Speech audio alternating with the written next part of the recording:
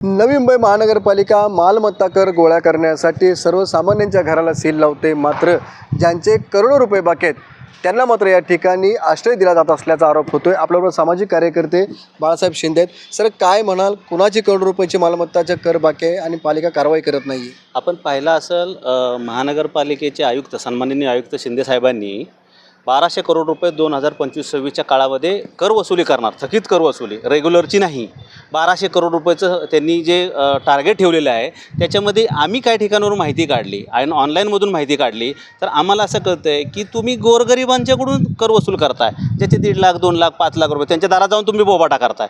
अरे, तुम्हाला ह्या गोष्टी समजल्या पाहिजे की आपण बघितलं असेल तर सिडको 83 करोड रुपये, रायगड भवन 36 करोड रुपये, त्याच्यानंतर कमिशनर ऑफिस 2,88,000 रुपये, महानगरपालिका कॅन्टीन 1,55,000 रुपये आणि केंद्र शासनातून चालणाऱ्या रेल्वे कधी तोट्यात नसते तिचे 1.5 करोड रुपये थकीत आहेत।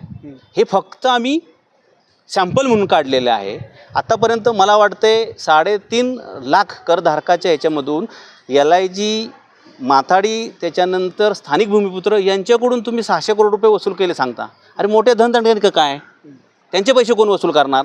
जर समजा येत्या 15 दिवसामध्ये संपूर्ण मोठमोठे आस्थापना, शासकीय, प्रशासकीय, इथले बिल्डर, इथले राजकीय नेते आणि इथले धनदांडगे यांच्याकडून जर महानगरपालिकेने कर वसूल केला नाही, थकीत कर वसूल केला नाही तर आम्ही महाराष्ट्र नवनिर्माण सेनेच्या माध्यमातून बोबाट आंदोलन करणार आहोत आणि सन्माननीय आयुक्तांच्या दालनात करणार, त्याच्यानंतर सिडकोच्या दालनात करणार, नंतर रायगड भवनच्या करणार, गरज पडली तर पोलीस कमिशनर साहेबांच्या पण कॅबिनमध्ये आम्ही बोबाट आंदोलन करणार आहोत। आपण तात्काळ ही कर वसुली करावी आणि गोरगरिबांना याच्यातून न्याय द्यावा। जे LIGसाठी आमच्या नगरसेवकांनी मागणी केली होती की LIGची जी 500 स्क्वेअर फुटाची घरे आहेत त्यांना करमाफी करावी। जर तुम्ही ह्या मोठ्या आस्थापनाकडून मोठी थकीत कर वसुली केली तर निश्चित स्वरूपात ते स्वप्न पूर्ण होऊ शकतं।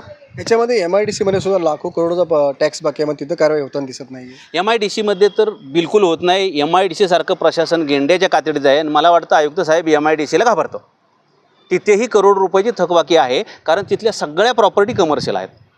तर त्या कमर्शियल याच्यातून आपण का करू शकत नाही आहे, तेही तात्काळ करावं अशी आमची मागणी आहे। म्हणजे नवी मुंबई संपूर्ण जिथं जिथं आहे तुम्ही 1200 करोड रुपयाचं टार्गेट ठेवलं आहे ना, ते करून दाखवावं आणि नवी मुंबईच्या नागरिकांच्या मनामध्ये एक सन्मानाचं स्थान तुमचं तयार व्हावं ही आमची इच्छा आहे। विनायक पाटील, ABP माझा, नवी मुंबई। ABP माझा, उघडा डोळे बघा नीट।